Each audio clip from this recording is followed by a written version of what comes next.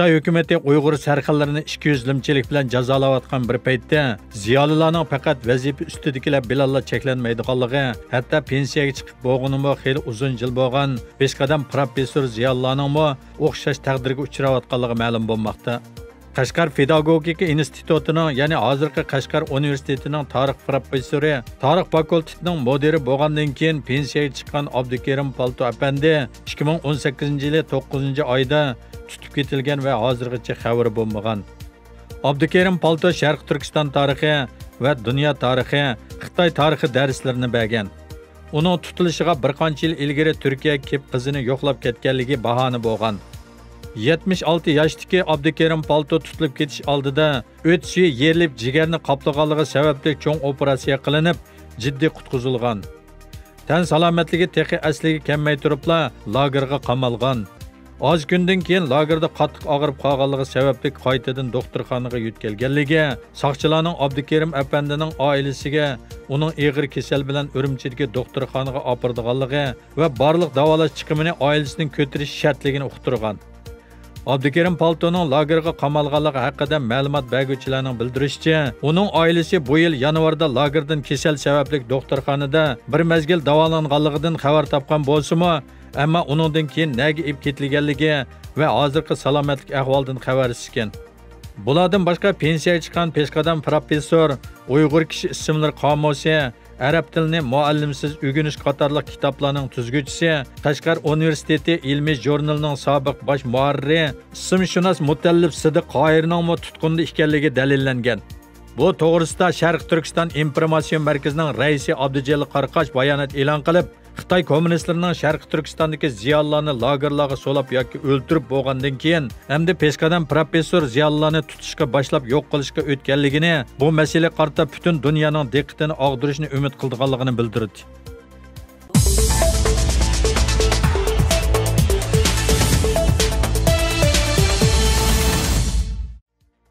Yettinchi navbatli xalqaro o'lim jazosiga qarshi turish qurultiyi Belgiya poytaxti Brusseldagi Yevropa parlamentida o'tkazilgan bo'lib, dunyodagi 150 dan ortiq har soha tashkilotlar qatnashgan.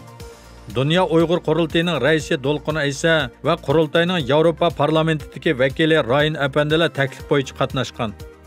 Xalqaro o'lim jazosiga qarshi turish qurultiyi Xitoyga o'xshash diktator davlatlarning o'lim jazosini bekor qilishga bo'libmi siyosiy sababdan tutilganlarga o'lim jazosi berishni amaldan qoldirishga qistashni asosiy maqsad qilgan ekan. Dunyo Uyg'ur qurultayining rahbarlari bu qurultayda Uyg'urlar masalasi, bo'libmi jazo lageri masalasini, Uyg'ur masalalarining o'limga mahkum qilinish hodislarini o'ttirg'i qo'ydi.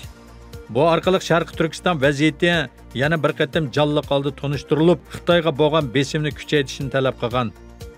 Dunyo Uyg'ur qurultayining Yevropa parlamentidagi vakili Rayin apandining bildirishicha, jazo lagerlari masalasi va jazo lagerida ijro qilinayotgan o'lim jazosiga oid faktlar yig'in ahlining kuchli diqqatini tortgan. Yig'inda Muhammad Salih Damullam, Abdulhamid Damullam qatorliq jazo lagerida hayotidan ayrilgan Uyg'urlar masalalarimi tilga ilingan hamda Xitoyning Uyg'urlarni oshkora va yoshirin o'ltirish qilmishlari, Xitoyning ichki o'lkalariga yo'tkab g'oyib qilish jinoyatlari fosh qilingan. Hozir dunyo bo'yicha o'lim jazosini amaldan qoldirgan davlatlarning soni 114 bo'lib, buning ichida 106 davlat har qanday shakldagi o'lim jazosini birdek amaldan qoldirgan. 8 davlat faqatla jinoiy ishlar doirasida o'lim jazosini saqlab qolgan. Xitoy bo'lsa o'lim jazosini hamda sohaga tatbiq qiladigan, o'lim jazolarini oshkora va yoshirin ijro qiladigan eng cho'ng davlatlar bo'lib qolmay, dunyoda siyosiy tutqunlarni o'limga mahkum qiladigan birdan-bir davlat hisoblanadi ekan.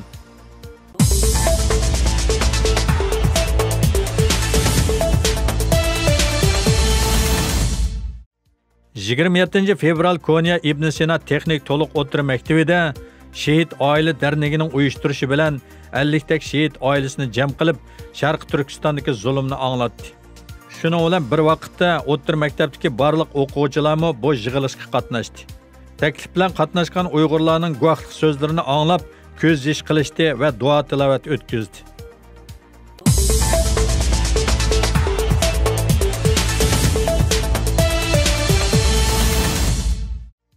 27 fevral Misr Qohiradagi eng chong Ramses poyezd vokzalida xatarlik portlash voqeasi yuz berib, 28 kishi qazo qilib, 50 dan ortiq kishi yaralangan.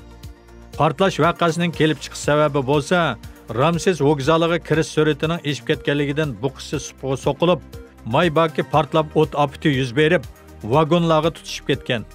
Misr soqchilarining tekshirib aniqlashicha, voqea sodir qilgan poyezd shofirining xizmat o'rnidan ayrilib, yana bir shofir bilan to'qinish bo'lgan ahvol ostida shofir ayrilgan poyezdning sur'ati tuyuqsiz eshib, supuga so'qilgan. Misr qatnash ministri Arafat mazkur voqea sababli istifa bergan hamda bosh ministr Mustafa Madobali istifoni qabul qilgan.